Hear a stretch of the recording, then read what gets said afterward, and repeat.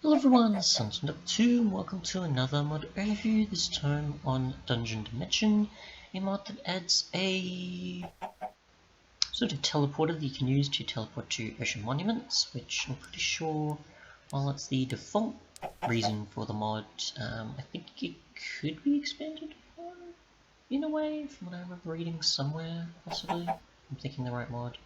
There's no configs for like things that will be possible for that, but this was mostly, I think, a mod, besides being originally for a mod pack, was also possibly something you could use as a template for like other structures or otherwise. It's just ocean monuments were what were just made for the mod at least. But yeah, what it does obviously is adds a teleporter that you can make, like so, with the following recipe. Place it down and stand on it. It creates a platform as well as a world with the monument in it that's now accessible, which is obviously right below.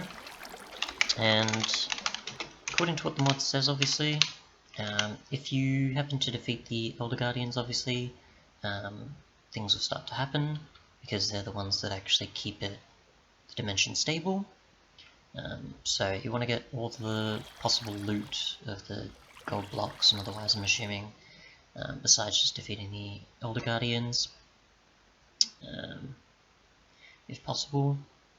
There is also things such as corrupted blocks, which are harvested. I'm assuming that happens when the dimension starts to become unstable. It starts spawning them in. The recipes kind of make it a bit confusing though, where there's obviously corrupted slime here. There's also the corruption block, as well as a tooltip that is very specific. Other than that though, you've got an ocean monument obviously you can access. Go to spectator. Obviously, it's pretty much what we expect of an ocean monument. And, so we'll probably try defeating the Guardians just to see what happens on the actual stability of the dimension. So a Manulan sword or something, possibly. Guardian.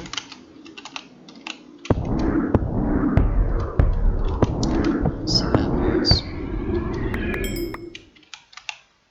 Okay, so it's clearly alerting us to be careful. To find each other, of course. Let's see, there's probably one in here-ish, probably not. Sure, it's really hard to look at blocks from memory. Let's see, find another Guardian, possibly. There's obviously 3 in the structure.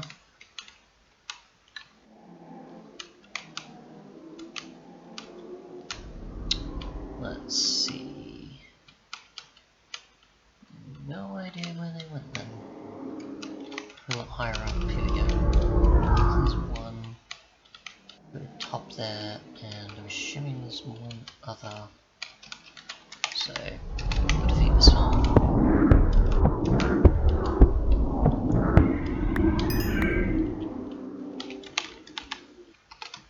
And if I can find the legitimate other one instead of having to cheat one in to possibly find, then we should be good.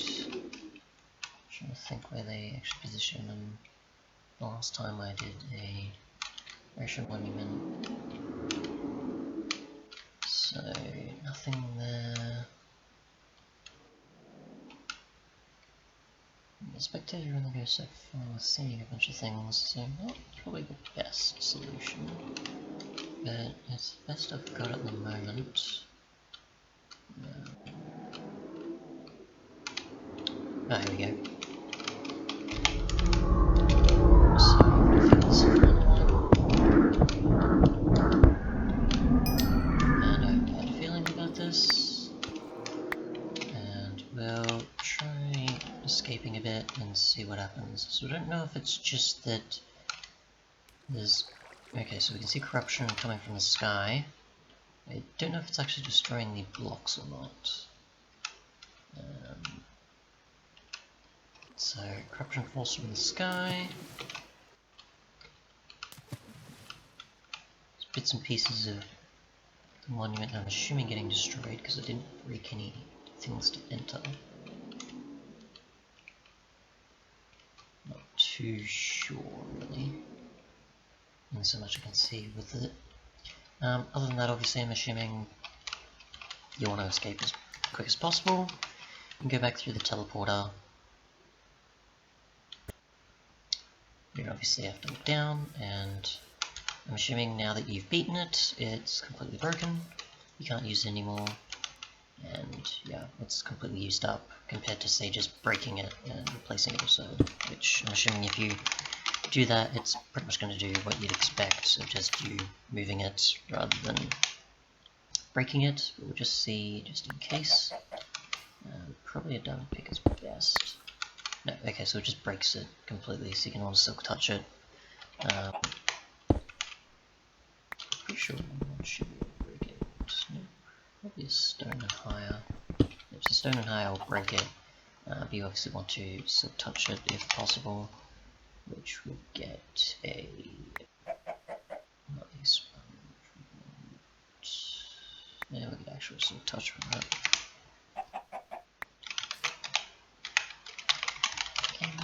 Creative, going to want an anvil, and we'll do that. Get an actual teleporter, place down, try picking it up, and it still does actually, so it doesn't really make any difference with silk touch. You just have to place it down, and you're good to go, or you just happen to find it in, say, a map that has it, for example, which is probably what it would more so be suited towards. And yeah,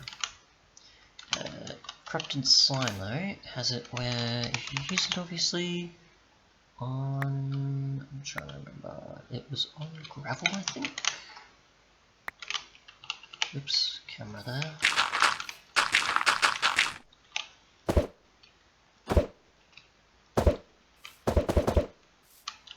Where it was just the block.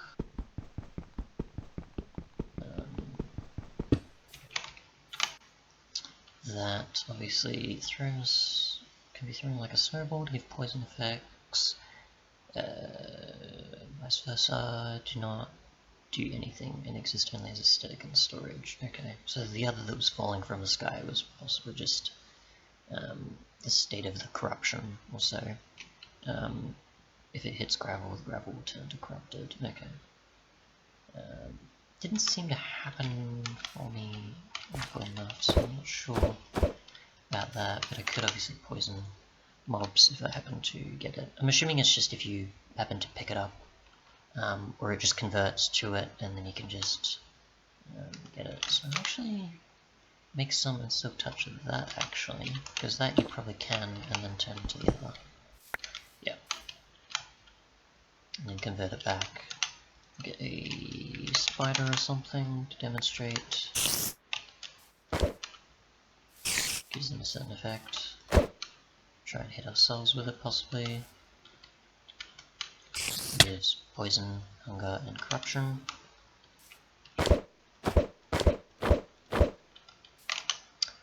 And yeah, other than that, the final thing is that the monument creative TP is obviously just a way to take it to the dimension.